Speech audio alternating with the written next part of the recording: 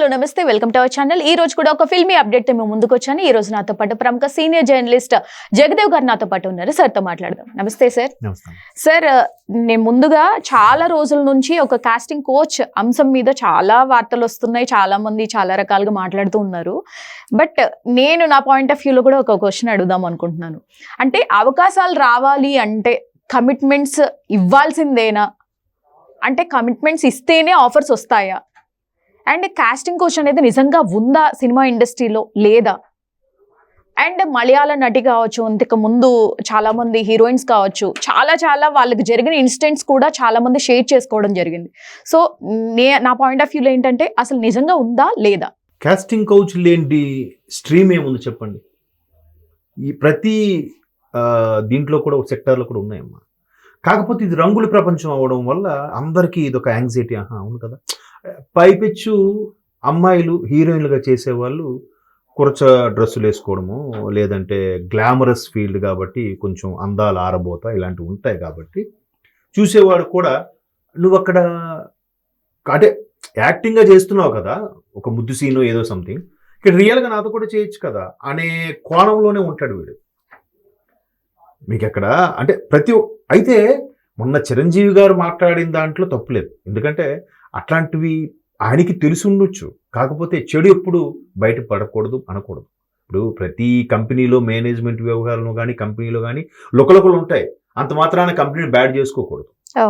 మాది బాగుందండి, కంపెనీ మంచిగా ఉంటుంది, బాగానే ఉందండి, అట్లాగే సేమ్ ఆయన కూడా ఒక పెద్ద తరహా అలాగే చెప్తాడు. కానీ ఏమనలేడు. సో ఇప్పుడు మీరు అన్నట్టు ఆ మలయాళం అమ్మాయి ఏదైతే ఇష్యూ తీసుకొచ్చిందో, కనీ కుశ్రుతి ఏదో అమ్మాయి పేరు డిఫరెంట్గా ఉంది. సో అంతకుముందు మలయాళం మాలీవుడ్ అంటారు. మలయాళంలో హేమ అనే ఒక కమిటీ వేస్తే ఒక ఐఏఎస్ ఆఫీసర్ మొత్తం డీటెయిల్డ్గా సుమారుగా 250 పైచిలుకు క్యారెక్టర్ ఆర్టిస్టుల్ని, హీరోయిన్ని, ఆర్టిస్టుల్ని ఎంక్వైరీ చేస్తే తెలిసింది ఏంటంటే నిజమే అని ఆవిడ ధృవీకరించేసింది. ఆవిడ ధృవీకరించిన తర్వాత చాలామంది బాలీవుడ్ హీరోయిన్స్ చెప్పారు. కంగనా రనౌత్ లాంటి వాళ్ళు కానీ, తర్వాత నేషనల్ అవార్డు వచ్చింది, ఆవిడ పేరు గుర్తురావట్లేదు, ఫిమేల్ ఆవిడ కానీ. తర్వాత తెలుగులోకి వస్తే ఆవిడెవరు, జయలలిత గారు అంటే చాలా పాత సినిమాలు ఎక్కువగా ఉంటారు, వంశీ గారి సినిమాలకి. అదే భరత్ అనే నేనులో స్పీకర్గా చేశారు. ఆవిడ ఒక ఇంటర్వ్యూలో ఓపెన్గా చెప్పారు, నా పరిస్థితుల ప్రకారం నాకు తప్పలేదు, ఆవిడ ఓపెన్గా చెప్పారు. ఆవిడ అంటే మీరు అన్నారే కంపల్సరీగా ఉంటేనే అవకాశాలు అని. ఇప్పుడు ఒక ఎంతో మంది వస్తారు, స్క్రూటింగ్లో ఒక 10 మంది తీశారు.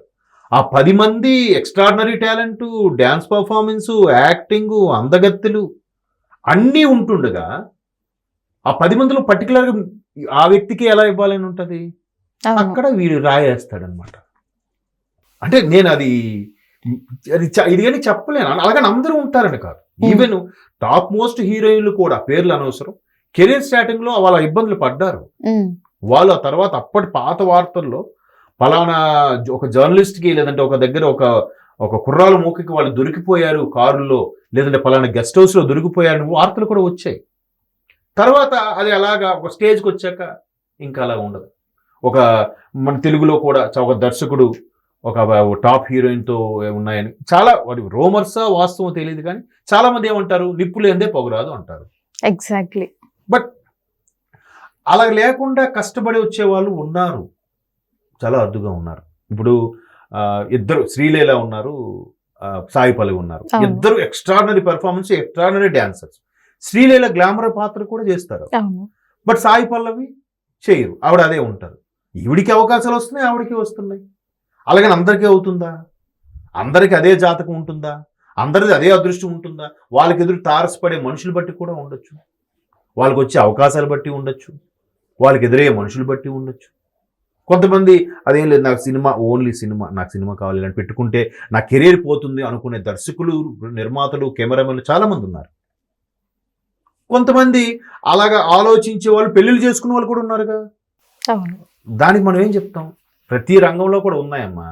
కాకపోతే ఇవాళ ఎవరో కనిక శృతి అన్నారనో ఇంకెవరో అన్నారని కాదు, చాలా ఉన్నాయి.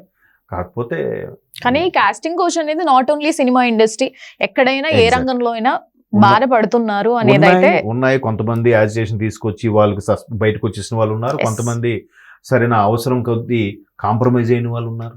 ఎగ్జాక్ట్లీ. ఎవరిని తప్పు పట్టలేము.